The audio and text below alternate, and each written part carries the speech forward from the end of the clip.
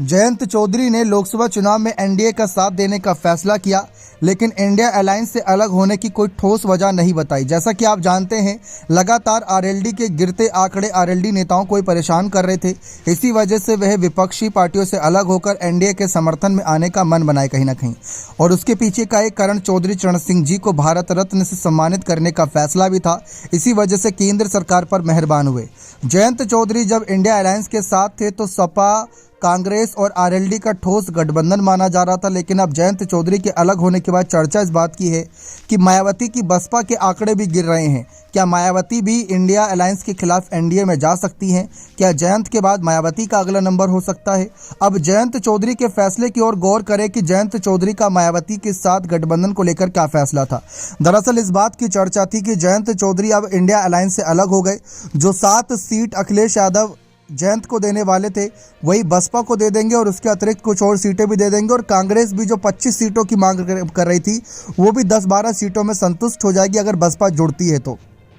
लेकिन तब जयंत चौधरी ने मायावती की बसपा संग गठबंधन पर अपनी तस्वीर साफ करते हुए कहा था कि इंडिया अलायंस में मायावती की बसपा इस वजह से नहीं आ रही क्योंकि मायावती ने अकेले चुनाव लड़ने का फैसला किया है।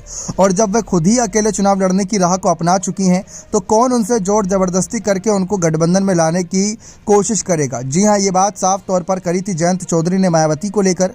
लेकिन जब वह इंडिया अलायंस की कुछ बैठक में, अगर मुंबई वाली बैठक की बात करें, जब शामिल होने पहुंचे थे, वहां पर उनसे मायावती को लेकर सवाल किए तो उन्होंने कहा कि मायावती और ऐसे कई और नेता हैं जो भाजपा को हराने के लिए जमीनी स्तर पर काम कर रहे हैं। लेकिन अब चर्चा शुरू हुई थी कि मायावती की नाराजगी इंडिया अलायंस के खिलाफ ज़्यादा नजर आ रही है मुकाबले में एनडीए के।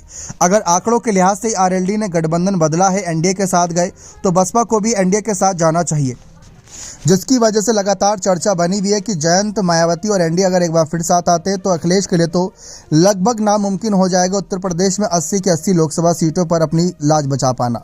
ये दावा किया था एनडीए की तरफ से। सीएम योगी ने भी कहा कि इस बार हम 80 की 80 सीटें जीतेंगे।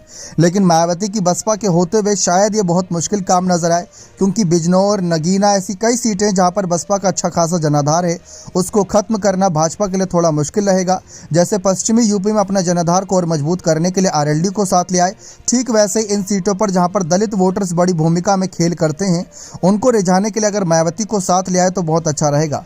वरना कई ऐसे दलित चेहरे जिनको आगे किया जाएगा, जैसे चिराग पासवान हो गए, जीतन राम मांझी, ऐसे कई सारे नेता हैं जिनको आगे करने के लिए भाजपा उत्तर प्रदेश में उतारेगी। लेकिन मायावती उत्तर प्रदेश की बड़ी नेता है, 4 बार मुख्यमंत्री रही हैं। अगर वह एनडीए के साथ जाती तो फायदा मिलता, लेकिन मायावती साफ कह चुकी हैं कि वह अकेले ही चुनाव लड़ेंगी। बने रहे चैनल के साथ। बहुत बहुत धन्यवाद।